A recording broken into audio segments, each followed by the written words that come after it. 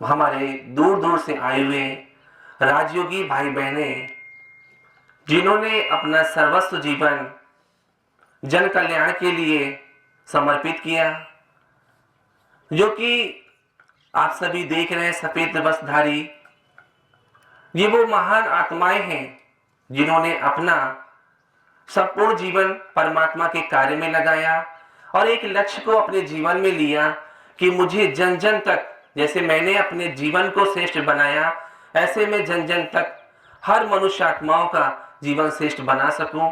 क्योंकि आज के बढ़ते समय में हर तरफ दुख, अशांति, भय, चिंता, रोग, दोष, कलह, कलेश से हर मानव ग्रसित है। कोई भी संसार में ऐसा मानव नहीं है जो कह दे कि हम संपूर्ण रीति से सुखी हैं। सब भगवान की तलाश में भटक रहे, कह रहे हे प्रभु हमारे दुख दूर करो। सिर्फ हम कहते हैं, लेकिन परमात्मा का हमें सत्य पहचान नहीं है।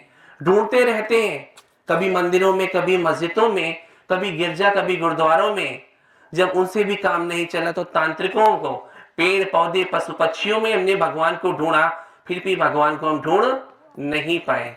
क्योंकि भगवान को ढूंढना कोई बहुत बड़ी बात नहीं है। भगवान को ढूंढने से पहले अगर मानव स्वयं को जान जाए, स्वयं को पहचान जाए, तो परमात्मा को सहज रीति से जान सकता है। व्यक्ति बाहरी चीजों को ढूंढ रहा है, बाहरी चीजों में भटक रहा है, लेकिन अंदर जो हमारे स्वयं को पहचान नहीं रहा है। तो ऐसे जब दुख अशांति बढ़ जाती, मानव त्राही त्राही करता है, उस प्रभु को, परमात्मा को याद करता, पुकारता है, तब परमात्मा इस धराधाम पर आता है और कौन सा वचन निभाता है। कहते हैं कि जब संसार में पापाचार, अत्याचारी की अति होती है, तब तक परमात्मा को इस धराधाम पर आना पड़ता। कैसे आता है? पर काया प्रवेश करके परमात्मा यहाँ पर आता है। तो आज उस परमात्मा का संदेश देने के लिए हमारे बीच हमारी बहनें आई हुई हैं। कहते परमात्मा को पाने के लिए कहावत कही गई है कि पत्ता पत्ता सींचने से फूल कभी खिलता नहीं और आत्मा के ज्ञान बिन परमात्मा कभी मिलता नहीं। जब तक खुद को नहीं जानोगे तब तक परमात्मा को नहीं पहचान सकते हो। भगवान को तो बहुत ढूंढ रहे हैं, लेकिन खुद को कभी ढूंढा है? भगवान ऐसे मिल जाएगा? जैसे किसी मनुष्य से मिलने के लिए हमें मनुष्य शरीर चाहिए। अगर मनुष्य शरीर ना हो और कोई शरीर से मिल सकता है? अभी लोग कहते हैं कि फलाने की आत्मा आ गई, तो आप क्या करते हो? मिलना नहीं चाहते हो, कहते हो तुरंत झाड़ने फूकने वाले के पास ले चलो, यही तो बोलते हो ना। तो जब एक आत्मा शरीर से नहीं मिल सकती, तो शरीर को भी मिलने के लिए एक दूसरा शरीर चाहिए। तो ऐसे ही परमात्मा को हमें याद करने के लिए, परमात्मा को जानने के लिए हमें स्वयं को जानना बहुत जरूरी है।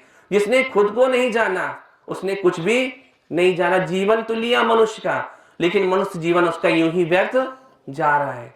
अगर मनुष्य जीवन को सफल करना है, अगर मनुष्य जीवन का उद्देश्य हमें सिद्ध करना है, जिसके लिए कहते बड़े भाग्य मानुष तन पाया, तो आज हमें बड़े भाग्य से मानव का तन मिला है। तो इस तन को कैसे सफल करें, कैसे जाने कि मैं कौन हूं और मेरा पिता परमात्मा कौन है, और हमारे जीवन, इस जीवन मिलने का उद्देश्य क्या है, इन सब की जानकारी हमारी आदरणीय, हमारी राजयोगिनी बहनें देंगी, जो कि बहुत दूर दूर से आई हुई है। ये हम सब भाई बहनें देख रहे हैं, कोई यहाँ का नहीं है, कोई दिल्ली, कोई हरियाणा, कोई पंजाब, कोई राजस्थान, कोई महाराष्ट्र, कोई उत्तर प्रदेश, माना अलग अलग स्थानों से आए हुए हमारे लगभग 25-30 भाई हैं, जो कि 6 टीम बनाई गई है आपके ही क्षेत्र में, अलग अलग गांव में सेवाएं कर रही है। हम लोगों का उद्देश्य है जन जन तक परमात्मा का संदेश पहुंचाना। मानव जीवन में जो बढ़ती दुख और अशांति है, इसको कैसे दूर करें, घर गृहस्थ में रहते हुए सच्ची सुख शांति की प्राप्ति कैसे करें, और परमात्मा को हम याद कैसे। जितने बार इस वस्त्र को धारण करते उतने ही हमारे माता पिता, गांव, शहर, जाति, धर्म बनता है। और जब आत्मा शरीर का त्याग करती है, तो सारे संबंध और रिश्ते यही छूट जाते, कोई किसी का नहीं होता है। तब श्री कृष्ण ने कहा था, हे अर्जुन, तू जिसकी तू चिंता करता चिता वही लगाते हैं, और जिसके लिए तू खून बहाता वही तुझे बहाते हैं। हम चिंता किसके लिए करते हैं? लड़के बच्चों के लिए, लड़कों के लिए मकान ले लें, खेती ले लें, गाड़ी ले लें, बैंक बैलेंस कर दें, बहुत चिंता करते ना। चिंता में यहाँ कौन देता है?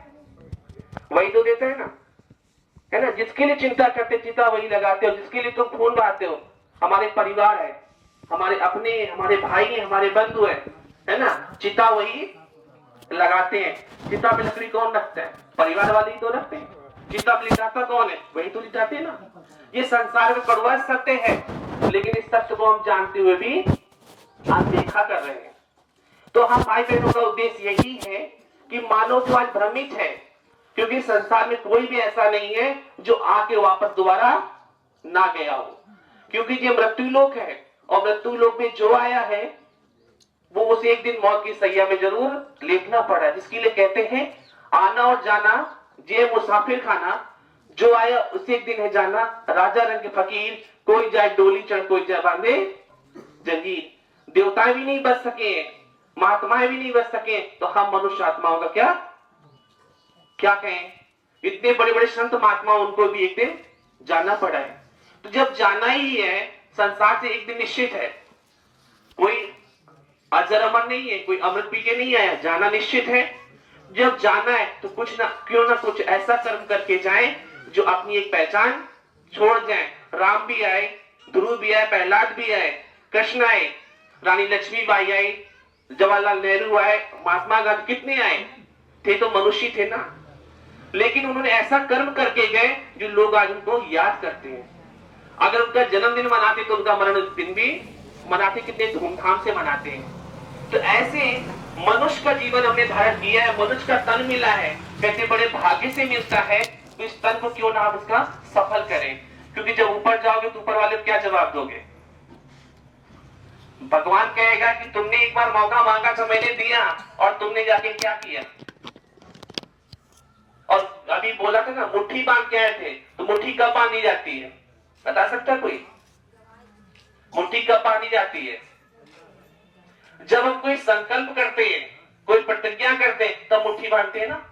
तो हम भगवान से संकल्प करके आए थे, हे प्रभु मुझे एक बार इस संसार लोक में मनुष्य रूप में जाने का मौका दो, मैं जाके अच्छे कर्म करूंगा, आपके नाम का प्रचार करूंगा, भटके हुए को राह दिखाऊंगा, बेसहारे का सहारा बनूंगा। लेकिन आज हमने क्या किया? सहारों का भी सहारा तोड़ दिया, सही रास्ते वालों को भी भटका दिया। यही तो हम कर रहे हैं। आज का मानव जो देवता कहलाता था, ये धरनी देवतुल्य थी, ये वो तपोभूमि थी जहां बड़े बड़े महात्माओं संतों ने जन्म लिया, देवताओं ने भी धरनी में जन्म लिया, ऐसी वो धरनी के रहने वाले। और आज हमारे कर्म कैसे हो गए? तो हमें ध्यान देने की जरूरत है अपने कर्मों पर, क्योंकि कर्म प्रधान विश्व रच रखा, कर्म प्रधान है, कर्म के बिना मनुष्य नहीं रह सकता। तो जब हमें जाना तो क्यों ना श्रेष्ठ कर्म करें। इसीलिए एक छोटी सी बात कहते हैं ना कि मुक्ति का कोई तू जतन कर ले, थोड़ा थोड़ा हरि का भजन कर ले। कहते ना कि लोग कहते ना, तूने सत्संग किया, तूने मस्त जब भरी जवानी में, तू डूब के मर जा तू चिल्लू भर पानी में। कहते बुढ़ापा किसने देखा है? जवानी में तो सत्संग नहीं किया, अभी हमारी उम्र क्या, खा पी के गवा दिया, और बुढ़ापे में क्या टूरोगे? तब तो और शरीर ढीला हो जाता है, पैर भी साथ छोड़ देते, कमर भी साथ छोड़ देती है, आंखें भी धोखा देती हैं, हाथ पैर भी नहीं करते, तब तुम क्या भजन करोगे?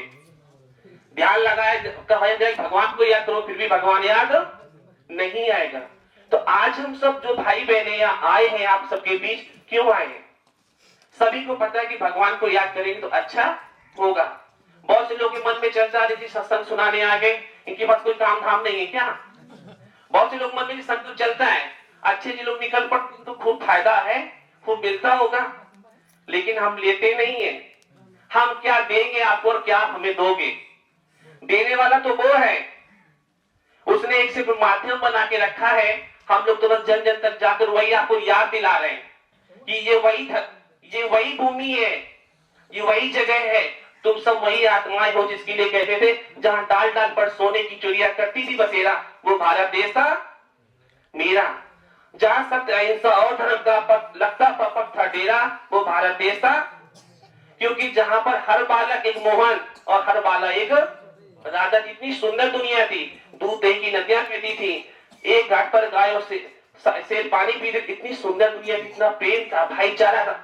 यही दुनिया है जहाँ राम और भरत की आज भी लोग गाथा गाते हैं। यही तो है ना, ध्रुव प्रहलाद के लोग आज उदाहरण देते हैं यही सब हम सभी थे, लेकिन अपने कर्म को, अपने धर्म को भूल गए। यही कारण किया संसार में बढ़ता पापाचार और अत्याचार की अति हो रही है और धर्म विलुप्त होता जा रहा है। तो अगर हम सब अपने अंदर संकल्प लेंगे कि नहीं, हमें थोड़ा समय भगवान के लिए जरूर निकालना है, वो अपने लिए नहीं निकाल, भगवान के लिए नहीं निकाल सकते, वो अपने लिए है ना। इसलिए बस एक चौपाई बोले, कहते ना, जिंदगी में फुर्सत न मिलेगी काम से, जिंदगी में फुर्सत न मिलेगी काम से, थोड़ा समय ऐसा निकालो जो प्यार कर लो भगवान से, यही साथ जाएगा, बाकी कुछ भी साथ नहीं जाएगा। ओम शांति। अगर आप लोग इसका विस्तार से सुनना चाहते हो तो हम लोग का 7 डेज कोर्स होता है, निःशुल्क सेवा है, सभी धर्म के लिए है, सभी लोगों के लिए, चाहे स्त्री हो या पुरुष हो, सभी के लिए है। आप आए इसको सुन सकते हैं, निःशुल्क सेवा है। आप उद्धार का एक रास्ता है जो हमें परमात्मा तक पहुंचाता है। तो आपके ही नजदीक में कबरई किदोई नगर है ना, हमारी बहन जी रहती है, आप अपना एड्रेस बहन जी बताएंगी। ओम शांति।